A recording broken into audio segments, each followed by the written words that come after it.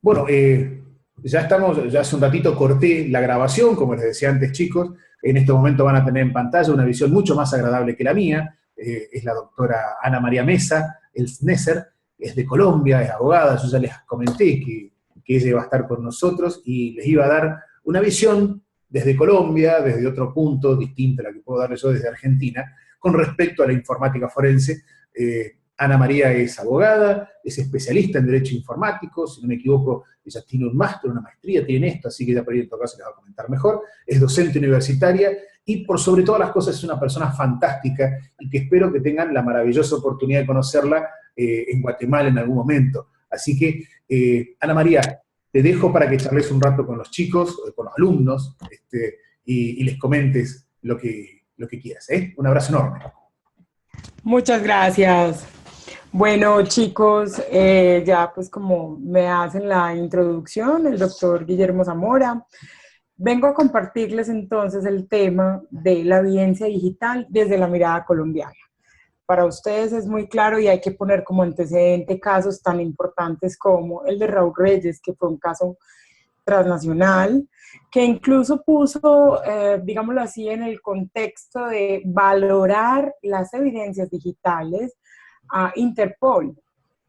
Este es uno de los casos que, digamos, despertó en Colombia esa necesidad de tener que potencializar a todo el ámbito de la investigación en Colombia para poder judicializar los delitos informáticos. Entonces pasa el caso de Raúl Reyes y nos encontrábamos con un tema de temporicidad frente a el surgimiento de la ley de delitos informáticos, que es la ley 1273 de 2009. Eso también nos lleva a que en el gobierno colombiano se trabaja a través de documentos COMPES, que son políticas públicas nacionales, y no contábamos con un documento COMPES que hablaba sobre cibercrimen o ciberguerra. En el año 2011 nace el documento COMPES 3701, donde es este consejo encargado de evaluar a nivel mundial y diagnosticar la situación del Estado colombiano, conceptúa cuáles son las necesidades de evolución normativa en Colombia. Y en uno de los apartes de este documento COMPES habla específicamente de las falencias tan graves que Colombia tiene en materia de investigación, en materia de laboratorios forenses, en materia de investigadores calificados.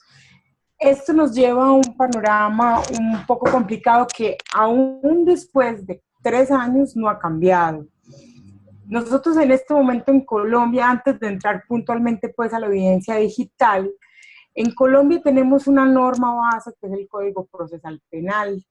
En este código, en el artículo 275, habla sobre los elementos cognitivos que permiten obtener los materiales de prueba que finalmente, en una primera instancia, que es la instancia de juez control de garantías, donde se evalúan todos estos elementos que uno presenta para evidenciar los hechos, para poder evidenciar el delincuente, para poder mostrar que sí se cometió la conducta delincuencial y después pasar a la etapa de juicio de conocimiento.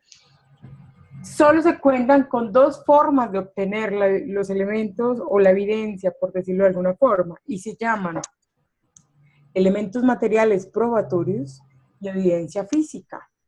Entonces nos encontramos con un documento COMPES 3701 del 2011 que le dice a Colombia: usted tiene falencias y usted tiene que crear un cuerpo de investigación y usted tiene que fomentar no solo en los abogados, sino en los ingenieros, que haya conocimiento de esta área, porque Colombia, usted está en el quinto puesto donde más se cometen delitos informáticos en el mundo. Eso tú lo contrastas con el código, perdón, el capítulo de los delitos informáticos en el Código Penal, que apenas salió vigente en enero del 2009, tú ya ves una disparidad de criterios, pues entonces está la norma sustancial, pero lo procesal va rezagado. Aún seguimos así. ¿Por qué? porque nuestro Código Penal, como lo repito, en el artículo 275 solo trae evidencia física y elemento material probatorio, es una norma que viene del Código Procesal Penal del 2004. Entonces estamos hablando de que el código o todo el ámbito procesal en Colombia está rezagado, pero seguimos estando dentro de los 5 primeros países del mundo donde se cometen delitos informáticos. Aquí venimos a digámoslo así, dos posturas, porque dentro de ese mencionado artículo 275 que ya les he hecho, nosotros podemos encontrar en el numeral, permítanme un segundo, en el numeral F, que dice que los elementos materiales obtenidos como grabaciones, filmaciones, fotografía, video o cualquier otro medio avanzado utilizando cámaras de vigilancia en recinto cerrado en espacio público, que también es una evidencia física o un elemento material probatorio, cualquier mensaje de datos, como el intercambio de datos, internet, correo electrónico, telegrama, telex, telefax o similar, regulados por la ley 527 del 99, les hago un paréntesis, esa es la ley de comercio electrónico y firmas digitales en Colombia, cierro paréntesis, o las normas que lo sustituyan, adicionen o reformen. También dice que son dentro de la evidencia o se deben entender incluidos dentro de esas dos categorías cualquier tipo de rastro, residuos, cualquier tipo de armas o instrumentos. Entonces, empezamos con la primera incongruencia. Si el mundo, verbo y gracia, tengo que hacer la aclaración, no tengo estadísticas porque esa va a ser mi investigación doctoral, pero la computación forense habla de evidencia digital, porque el cómo entrar en un incidente me implica a mí tener un protocolo forense que responda a estándares digitales, que responda a qué dispositivo, a qué PC, en qué red, bajo qué lenguaje, en qué sistema operativo está, para poder entrar, irrumpir en ese mundo digital, en ese entorno, que en segundo plano estamos hablando de código hash, estamos hablando de un rastro numérico que tan siquiera apagar o prender un equipo inmediatamente cambia el código. Entonces estamos frente a un panorama y es, ¿qué tanto tenemos técnica si ni siquiera tenemos una evidencia digital incluida como medio cognitivo? ¿Qué tanto una evidencia digital se puede comparar a una evidencia física? Si una verdadera prueba digital debería de quedarse en el entorno digital, porque materializarla es cambiar su naturaleza de existencia, o es querer hacer representar una prueba en cómo no ha sido obtenida, ¿cierto? Entonces, ahí empezamos a ver que se está dejando de reformar el Código Procesal Penal, siendo un poco, digámoslo así, extensivos en la interpretación de este artículo y queriendo meter cualquier medio probatorio ahí. Entonces, eso ha traído grandes complicaciones. Se los voy a mapear en esta mirada. Decía yo ahora, Colombia está entre los 5 o 10 primeros países, dependiendo del ranking y la época, donde más se cometen delitos informáticos. Tú vas a mirar la judicialización de esos delitos y estamos entre el 5 o el 6% de procesos judicializados. Es decir, que haya condena efectiva, que haya un delincuente individualizado. Entonces, ¿qué pasa con el 90? ¿Qué pasa con el 95? ¿Cuáles son esos aspectos que hacen que no pueda ser judicializado un delito informático? En la investigación que hice en la maestría hallé tres, digamos, conclusiones importantes. La primera conclusión es que si yo dentro de la estructura procesal penal no tengo la evidencia física, tampoco sé cuál es el perito forense ni cómo debo evidenciar su formación, ¿Cómo debo hacer control de su idoneidad para poder ser perito? Si yo dentro de un procedimiento penal no tengo en cuenta qué tipo de protocolos existen y cuál puedo adecuar para Colombia o cuál creo para Colombia, que responda a la principialística del procedimiento penal, voy a tener procesos contaminados, voy a tener procesos con evidencias probatorias que no pueden pasar el control del juez de garantías. ¿Por qué? Porque venimos con un tema que es mundial y amenazante y es el derecho fundamental a la intimidad. Entonces, empezamos pues con esa disparidad, esa es una de las primeras conclusiones. La otra conclusión es, se supone que nuestro Código Procesal Penal, tanto el mundo público o el ámbito público como el ámbito privado, tienen permisibilidad para, ante un incidente, hacer un rastreo de la evidencia digital, aplicando protocolos, teniendo toda una cadena de custodia rigurosa y presentarla al juez control de garantías, tanto público como privado. ¿Cuánto vale en el ámbito público hacer una recuperación de datos en una USB que no tenga más de 1 giga en Colombia? De 3 a 4 millones.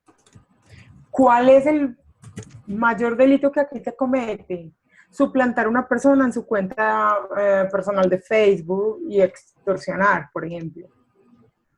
O hacerse amigo de alguien y tratar en esa amistad, entonces sacarlo al entorno físico, violarlo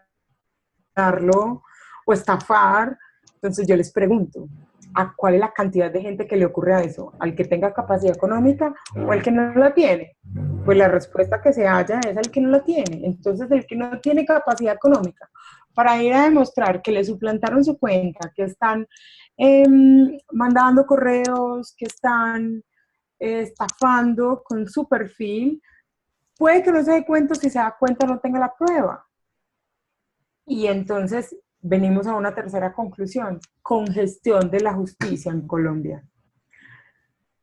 Tú vas y denuncias en este momento un delito informático y si tú no tienes cierto apellido, si tú no tienes cierto cargo, si tú no vienes de una estirpe política XY, simplemente te la recepcionan y si te va bien, te la recepcionan y te dicen que eso es injuria o calumnia.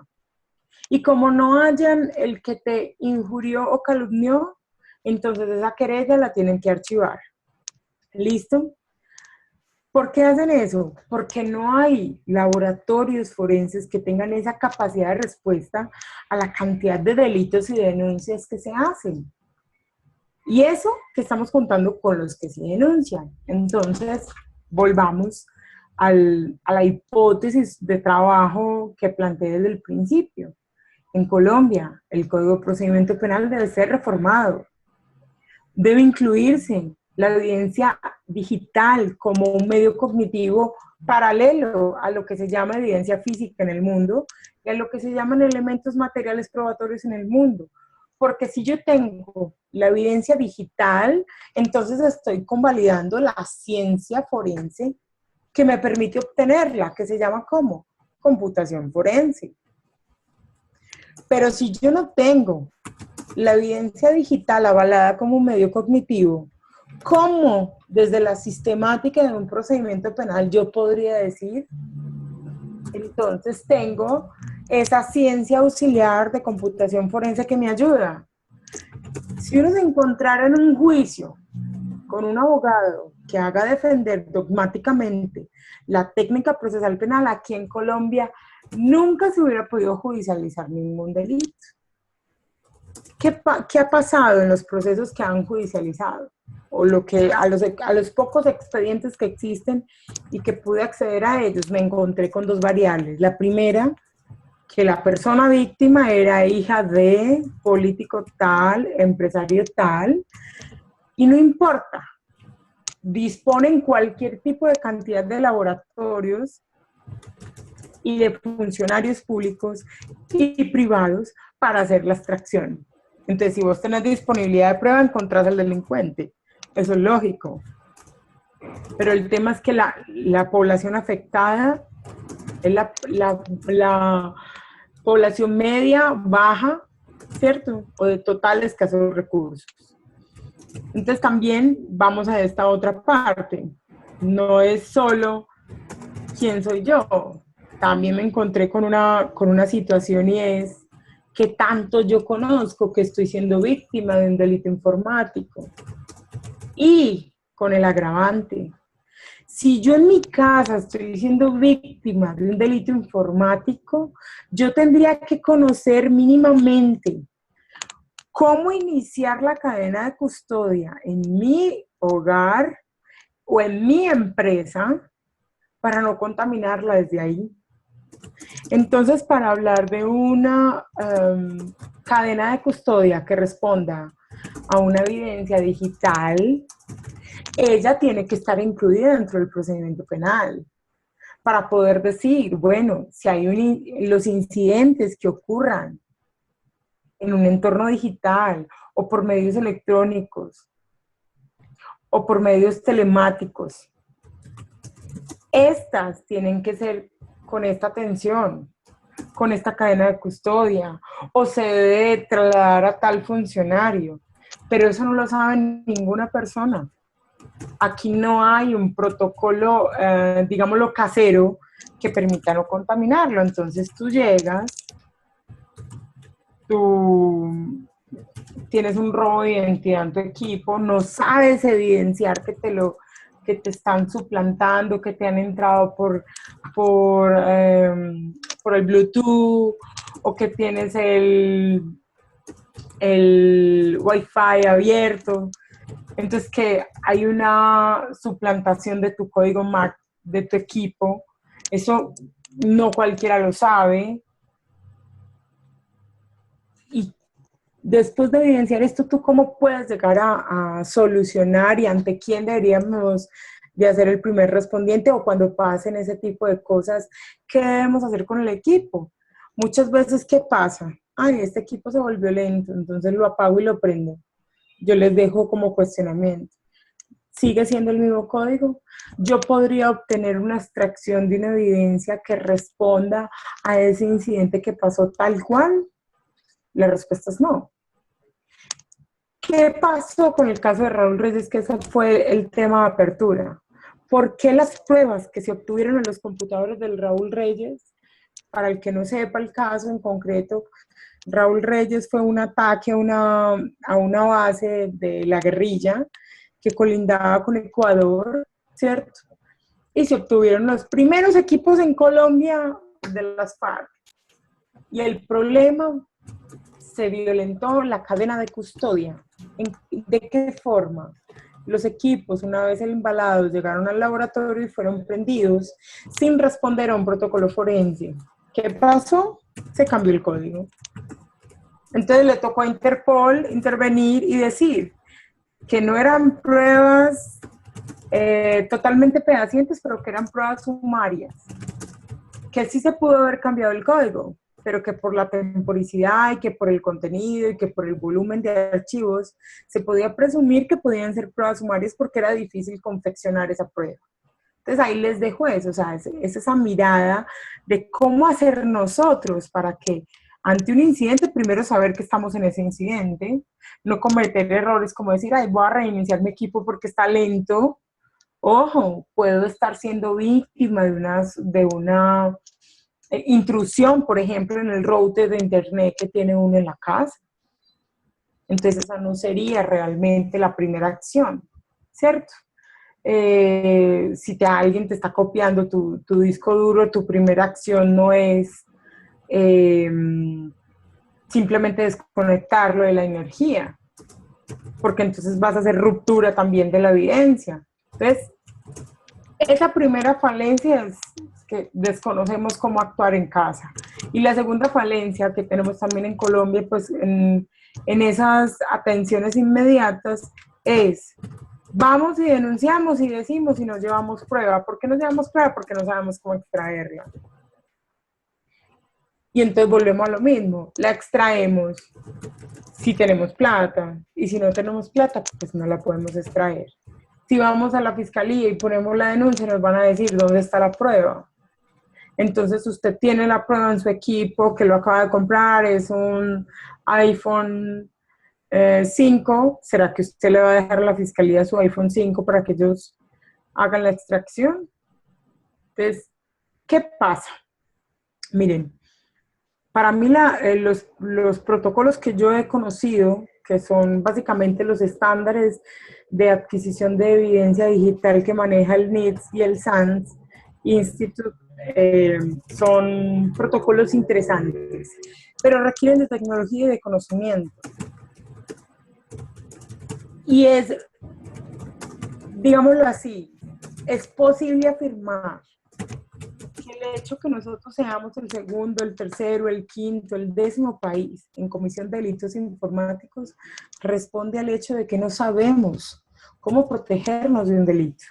O cuando estamos siendo víctimas del delito, cómo poder obtener la evidencia digital para poder acudir a la justicia y que ese proceso no termine archivado.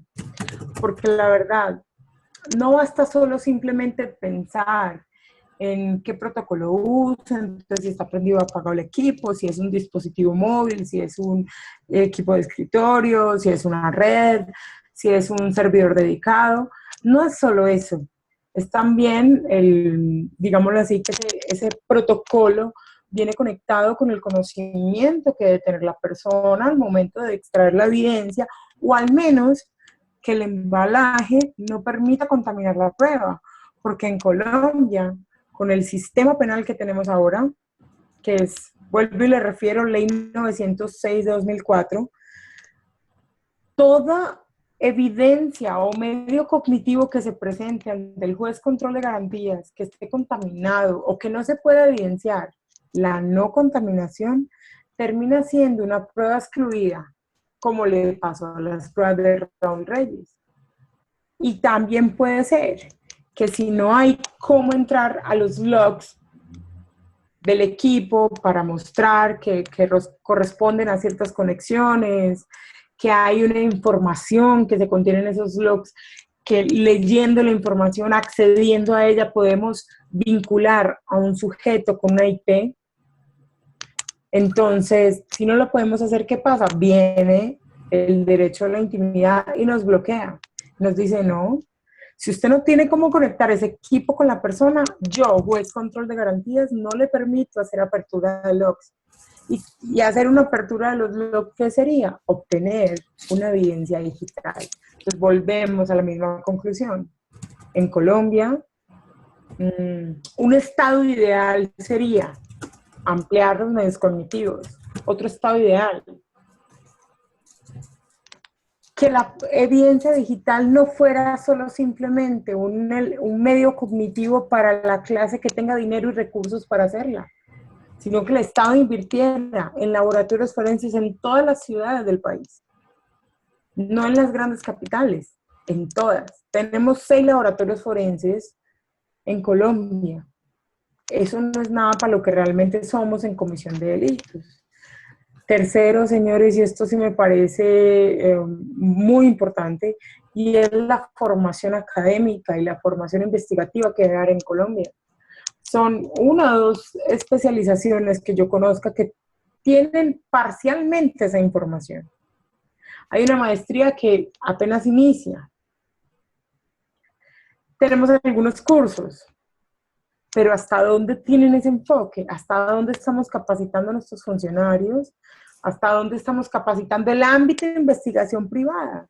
Que no he hecho sino decir el campo público y el campo privado, ¿qué?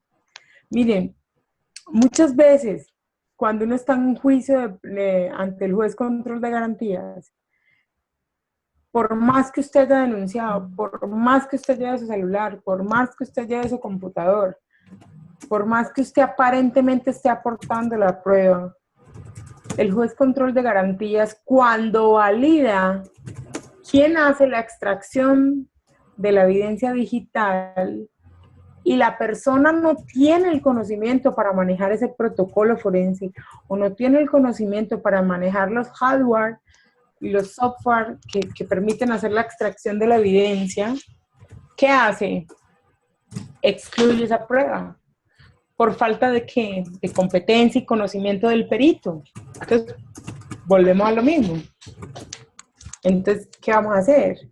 Si no hay laboratorios privados suficientes, si acceder a equipos de hardware y software para computación forense es costosísimo.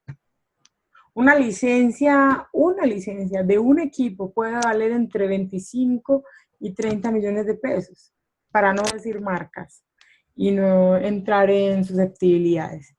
Entonces, tenemos un gran panorama que nos deja en el penoso contexto de pensar que conocer la evidencia digital en Colombia es más dogmática que real.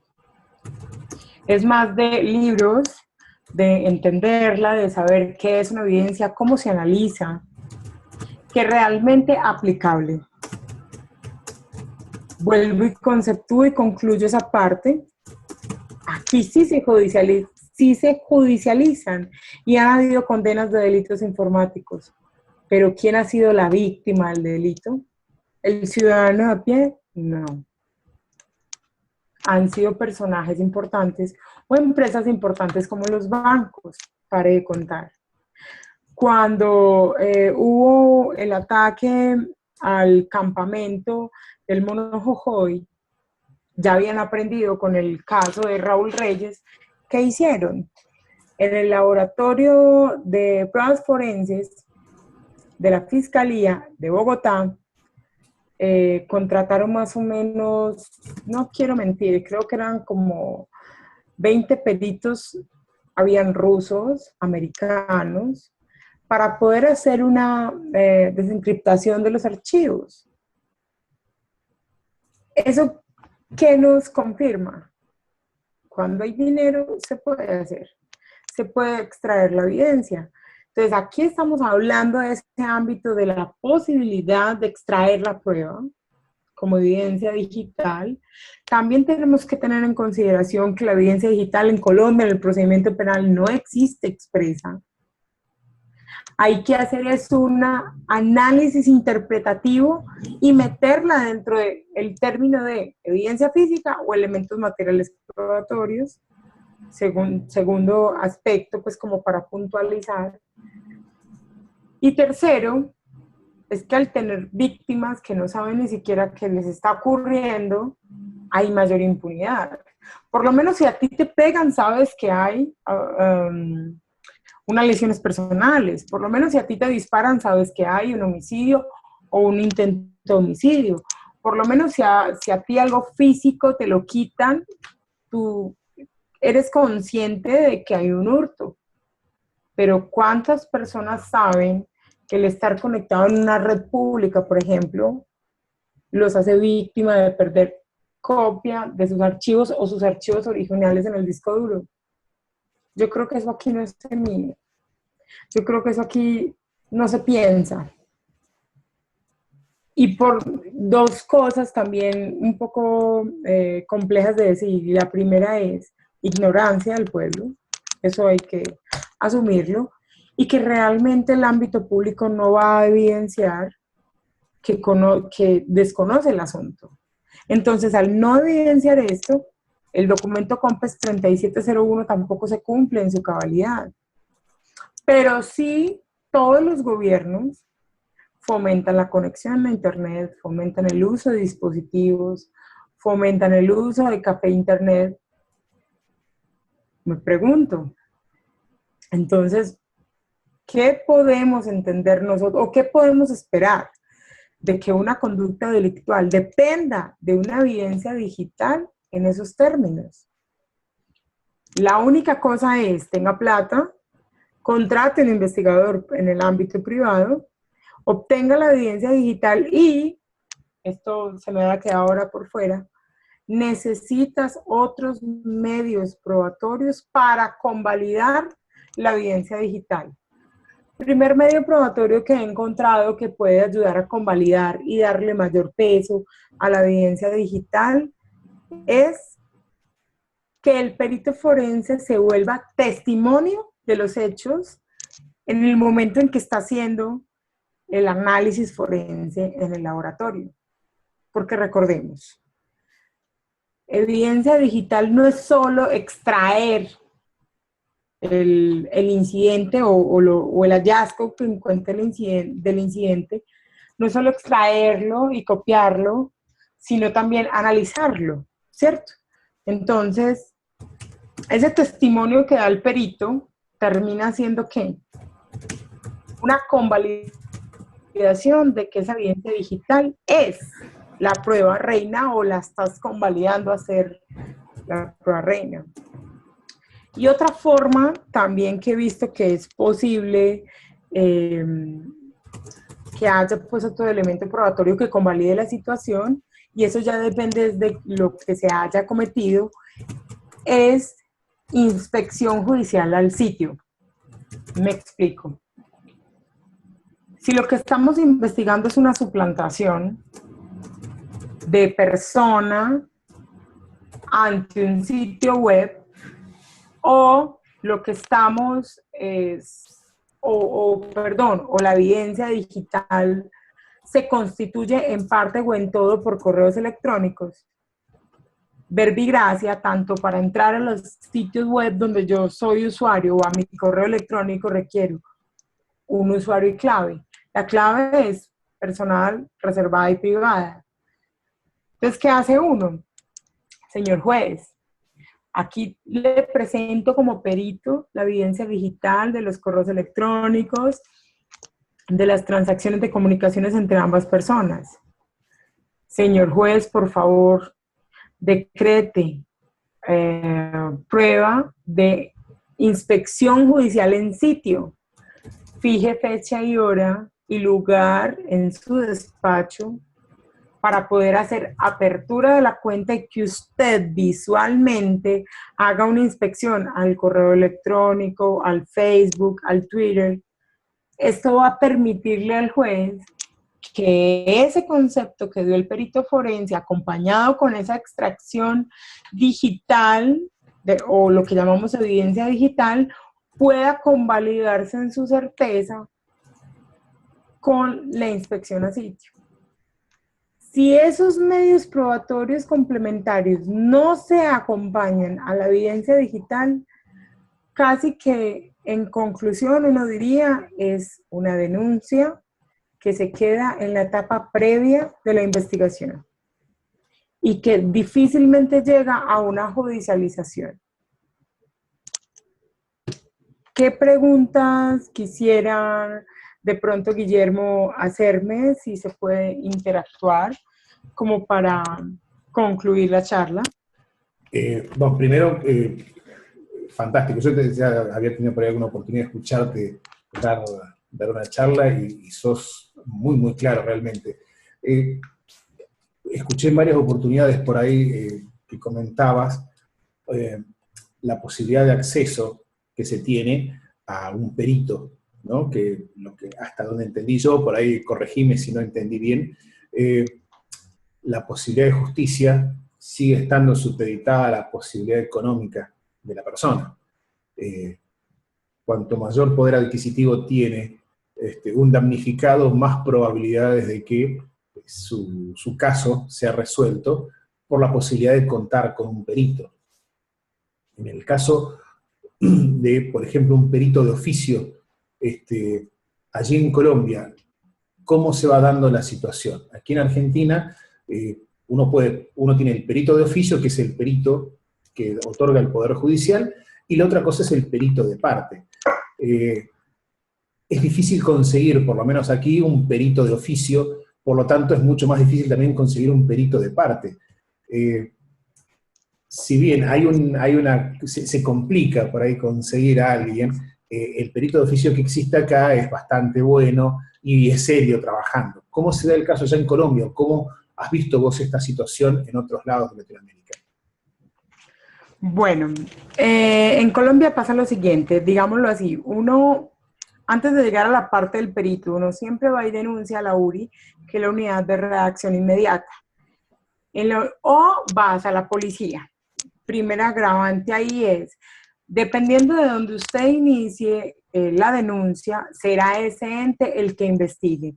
Entonces, en la Fiscalía hay la unidad de delitos informáticos, que solo tiene al día de hoy, si yo no estoy mintiendo, pues creo que mi memoria no me deja fallar, 6 laboratorios forenses, cada uno ubicado en las principales ciudades del país.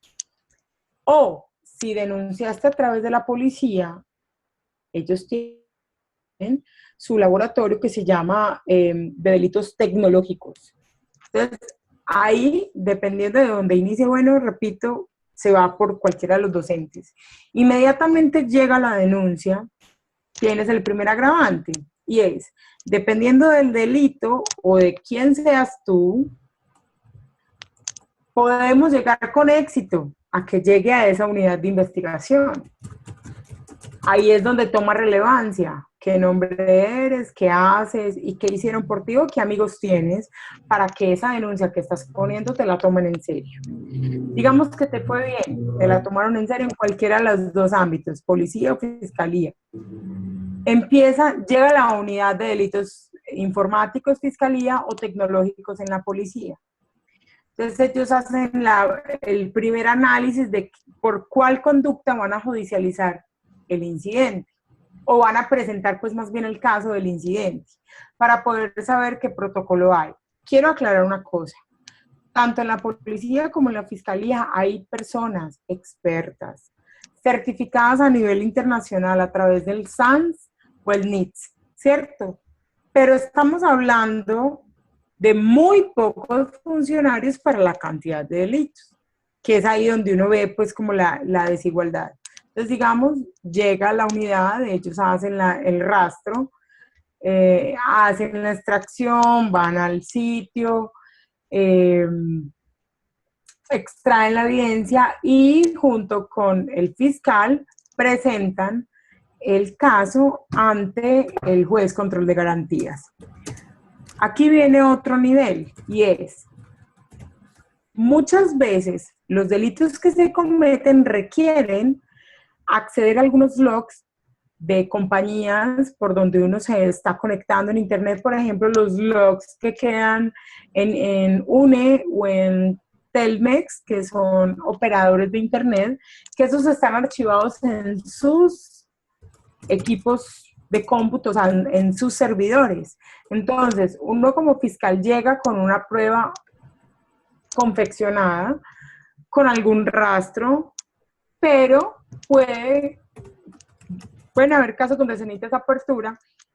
Entonces, ante el juez de control de garantías, uno pide convalidación para que se le pueda pedir a UNE la extracción de los logs.